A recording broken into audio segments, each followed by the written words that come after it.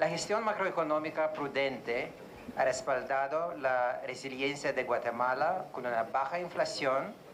amplios colchones y un superávit sostenido en cuenta corriente.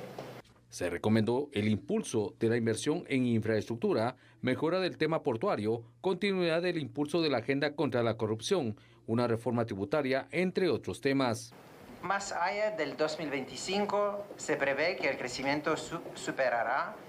ligeramente de 3.5%, aunque una aceleración de la ejecución de las infraestructuras públicas y de las reformas estructurales podría impulsar tanto el crecimiento actual como el potencial en los años siguientes.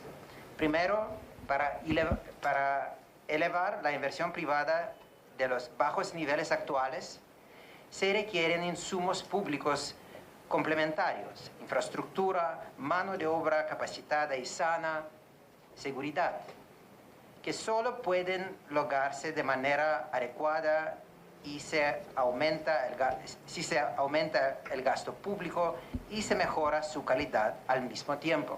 Asimismo, se espera la pronta presentación de una iniciativa de ley de compras y contrataciones. Sobre este informe preliminar, el Banco de Guatemala fijó su postura. Destacaron efectivamente que hay un manejo de la macroeconomía prudente, que es un tema que corresponde al Banco Central. Evidenciaron también que es necesario tener una mayor inversión.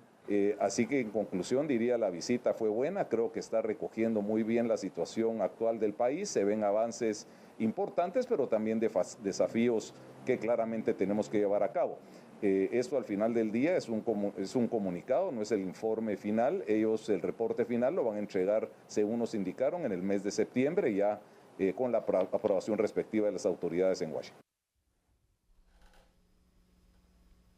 Muy bien, vamos a iniciar entonces con este análisis y durante esta noche nos acompaña Max Santa Cruz para poder analizar estos temas, así que le doy la más cordial bienvenida. ¿Cómo estás, Max? Muy buenas noches, qué gusto tenerte por acá. Muchas gracias, Andy, en un día no habitual, pero muy contento de acompañarte en este día viernes de lluvia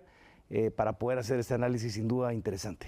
Así es, vamos a hablar entonces de esta recomendación, de cómo el Fondo Monetario ha resaltado esa resiliencia de nuestra economía también, pero sin duda hay algunas recomendaciones que ir atendiendo para ir mejorando la situación. Somos resilientes, pero no estamos en los mejores momentos, sinceramente creo que no es el mejor momento de nuestra economía, pero hay algo que me llama muchísimo la atención. El tema de la infraestructura es algo que se resalta y creo que hemos coincidido en muchas ocasiones, ¿no? Esto sin duda alguna puede ir marcando un retroceso para nuestra economía, para nuestra producción y creo que es algo muy importante que atender porque la red vial está muy complicada. ¿Tú qué piensas, Max? Bueno, esta lectura de este análisis que presenta el Fondo Monetario Internacional es interesante porque usted preguntará en casa, ¿y esto a mí por qué me tiene que interesar? Claro. Y sin duda le tiene que interesar no solo por el tema de infraestructura, sino porque hablan sobre el manejo macroeconómico del país en términos generales. Y quiero empezar solo rápido antes de ingresar al tema de infraestructura. Guatemala tiene al día de hoy registrado en el mes de mayo una inflación acumulada del 1.47%, en contraste con el año pasado, en el mismo periodo, de 3.35%. Eso quiere decir que supuestamente hoy estamos con precios de la canasta básica y productos en general más baratos que con relación al año anterior. Sin embargo, tal vez usted no lo siente, o bien si ahora vemos que hay elementos externos, por ejemplo, de la guerra que se está dando o que se da de manera todavía un poquito intermitente entre Irán e Israel, el precio del petróleo en el mercado internacional tiene un proceso a la alza de cerca de un 13%. Entonces, si ustedes suman esos elementos externos, pero también van a los elementos internos, que son la parte de infraestructura, seguramente este gobierno ha padecido o se le ha señalado de que no ha sido precisamente el mayor ejecutor de la necesaria y permanente transformación o construcción de infraestructura vial desde la prioritaria hasta la básica en este país. Vale la pena decir que en el caso, por ejemplo, de las carreteras, que es donde hemos visto muchos estos ejemplos, en donde se habla del famoso kilómetro 44 en carretera Palín-Escuintla, sí. 280 días para poder terminar un trabajo que debió terminarse en mucho menor tiempo. Hay que decir que Guatemala tiene una brecha de carreteras de cerca de 17,000 kilómetros. Al año solo hemos construido prácticamente en los últimos 30 años por año 215 kilómetros nuevos de carreteras, cuando deberíamos estar construyendo 1,500 nuevos kilómetros de carreteras para llegar en esta brecha de 17,000 a 34,000 kilómetros, que nos podría realmente insertar en un escenario en donde este tipo de valores que hoy en día nos señala el Fondo Monetario Internacional, entre otras disposiciones a nivel interno, son fundamentales para la atracción de inversión y para la capacidad incluso interna de movilidad, competitividad y mejores calidades de vida también de los guatemaltecos, que estamos muchas veces amarrados y muchas veces condicionados por una infraestructura que no responde a las necesidades del país.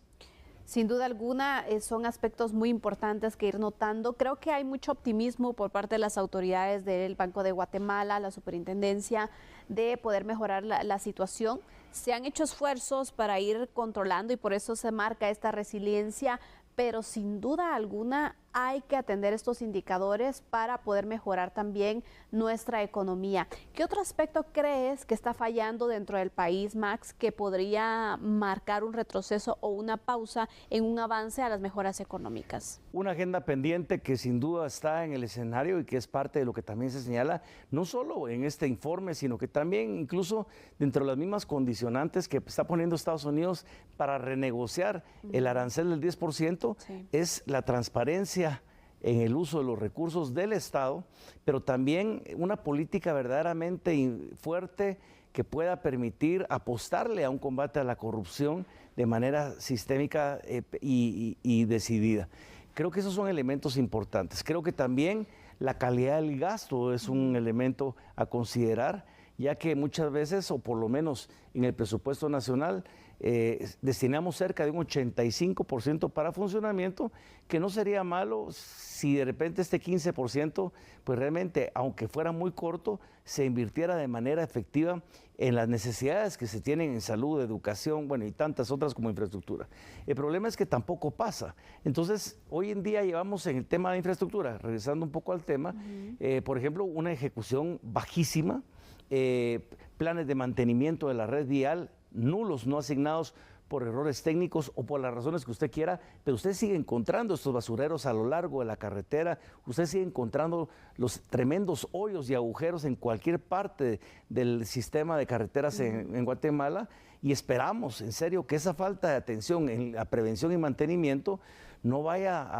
a generar resultados que de repente nos vayan a perjudicar en esa ya limitada movilidad que tenemos en Guatemala. Hablo a nivel de inundaciones, puentes destruidos por falta de mantenimiento. Sin duda, ese tipo de cosas son las que se señalan en un informe como esto, en donde nos hace falta mejorar esas capacidades. Afortunadamente, sí se han tomado en el ámbito de la macroeconomía, por ejemplo, en el tema de la Junta Monetaria, tal vez porque son instancias más técnicas y menos políticas, un manejo adecuado de la política monetaria en el país, y esto ha ayudado a que esta inflación no se dispare como en otros lados. Lógicamente, la recepción de remesas familiares, escuchaba en unos eventos anteriores la importancia que habla, incluso el Fondo Monetario Internacional también lo menciona, y necesitamos también generar, por supuesto, una banca que responda a las necesidades de la promoción o del movimiento de la economía que necesita el país, para que ese elemento de inversión con generación de emprendimientos y negocios pues pueda acelerar un poco más la economía y favorecer, por supuesto, los bolsillos de tantas familias guatemaltecas. A nivel legislativo, ¿crees que estamos bien, que no hace falta poder reforzar a lo mejor algún aspecto que podría ir marcando claridad o ayuda incluso para facilitar procesos, para poder hacer mejoras, incluso que pudieran ir contribuyendo también entonces en el crecimiento económico y macroeconómico en el país? Sin duda, se han hecho algunos avances, especialmente el año anterior. Este año ha sido poco lo que se ha visto, sí, pero el año anterior se vieron algunos signos de avance en el tema, por ejemplo, de esta ley para la priorización de una infraestructura vial, sin duda importante para el país, se empezó a dejar en el escenario la necesidad también de la modificación a la ley de alianzas públicas privadas, también que es fundamental para poder dinamizar la inversión necesaria, no solo en infraestructura, sino en otras áreas en donde el Estado ya no tiene capacidad.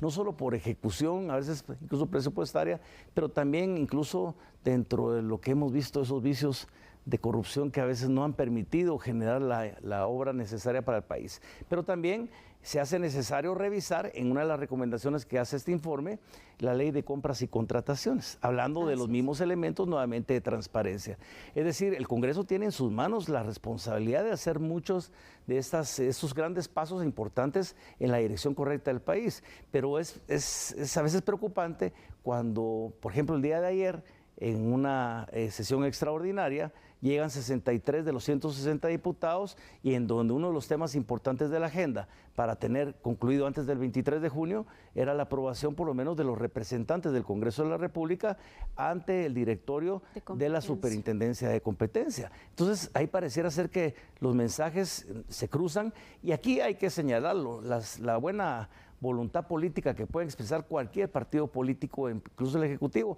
se traslada en acciones. Las palabras a veces son muy cortas y no son suficientes para estas acciones que son las que sí demandan los cambios que tienen que ser rápidos para que Guatemala avance en esa dirección. Y que por cierto esta Superintendencia de Competencia ha sido un tema pendiente, ha sido un tema que se pide también que se pueda hacer y que podría marcar también una diferencia en cuanto a la economía, realmente cuál es el objetivo que busca y pues todavía no está integrado. Hoy en día hay algunos exportadores, o muchos, que están teniendo algunos problemas con productos,